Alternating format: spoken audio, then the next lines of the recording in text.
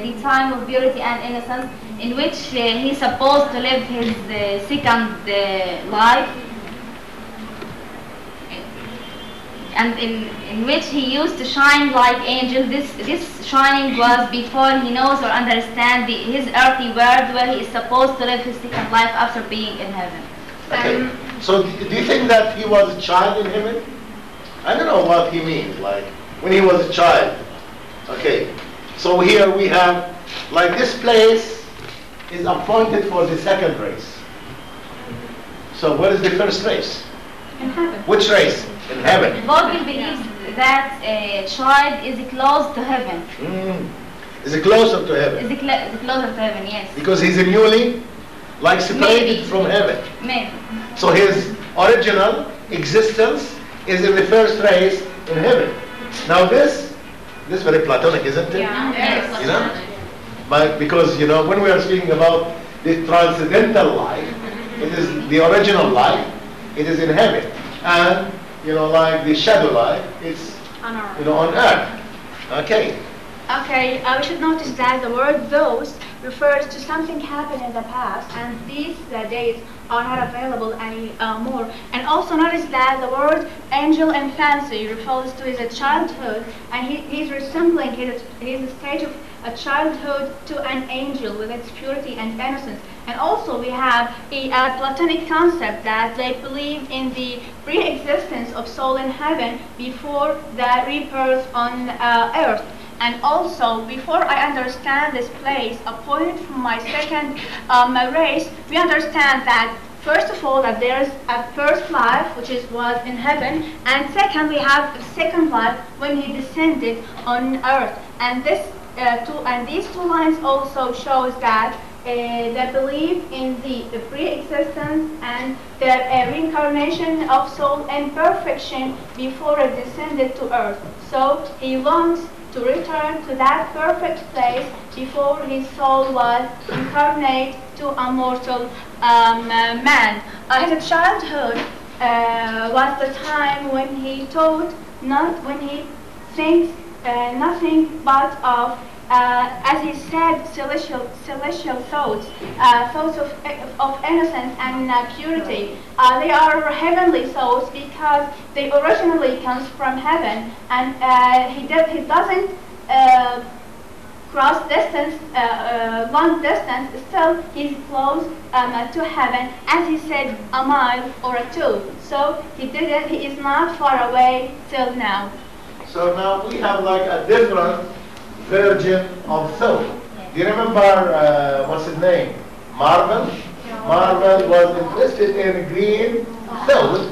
Here we have white celestial thought.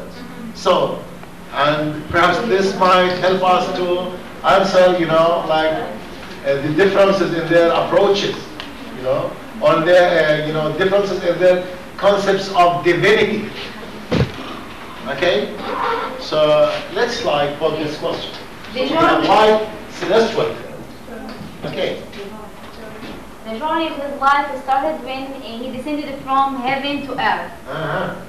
He just far 1 or 2 miles from heaven, in which his first love there. At that time, he could look backward over the short distance in order to catch the God's bright face.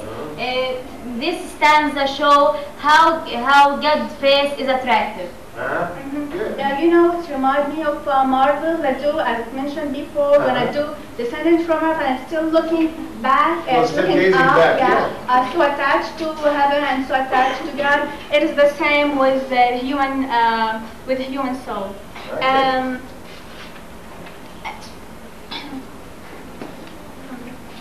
The glory of God is still shined around him in the appearance of nature. Okay. The glory of God is still shined around him in the appearance of nature. It is presented in clouds and flowers. His soul gazed at the clouds and flowers in order to get some hints of the eternal life in heaven. These hints of eternity.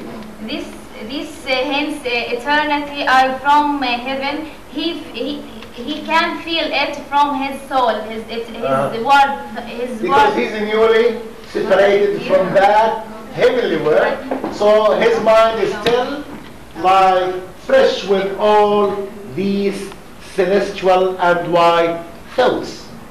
White thoughts, you know why? You could tell me why are they white? Yeah.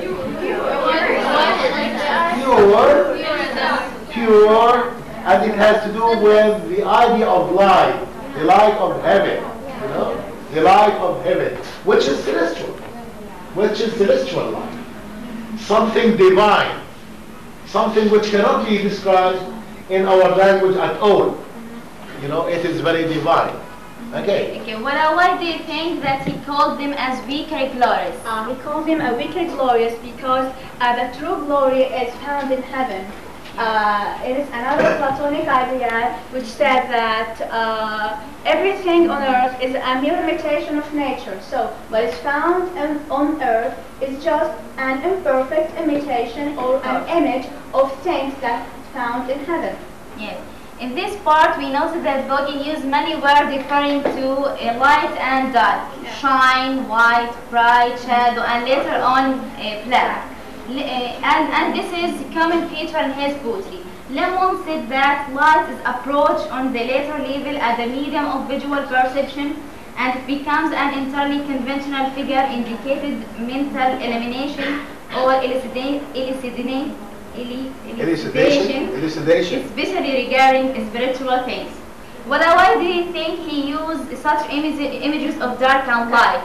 Do you know when you juxtapose two different things, when you put two very contradictory things together, at that time you know the difference. So when you put black beside white, you just notice how much they are different, and that's the purpose that he wants. He wants to say, or to draw our attention, how he was in the past with celestial thoughts, was bright, was white, and how he became so black, so influenced and shaped by the black art, which is devil.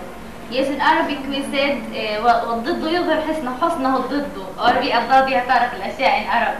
Ah, good, thank you. In this play, he tells us about the time in which enlightenment was something was achieved without effort. As life progressed. Do you want me to do this stanza? I mean, yes. This is the stanza you're doing, yeah? Yeah. Okay. In this play or this poem, he tells us about the time in which enlightenment was something was achieved without effort. As life progressed for the speaker and also represent all human beings, he began to lose this enlightenment because of the qualities that our life provides, or earth life provides. So man started to lose like the star of light. No, he got from heaven in this life. And I don't know what made him lose this. The sense. The sense. The more Okay. he commits The sins, the more he temptation, knows. the attraction, you know, of this word. Okay. Okay, before I taught my tongue to wound my conscience with a sinful sound, or had a black art to dispense a several sin to every sin. Here he is talking about his progression, departing heaven, losing the place of heaven, the place of his angel infancy. Now he taught his tongue to talk badly, to wound, to hurt people. Also his conscience is dead now. It reflects his sins. And also he is shaped by the black art. Black art refers to devil. And once he is shaped by the black art, he is losing the enlightenment of heaven. Of course, several sin to every sin. The job of devil is to fulfill us with sin. We have 5 sins, and each one committing life sins every day, and it's usual and realistic. But through all this, So we have to keep, to watch, you know, our senses, because they like lead to sins.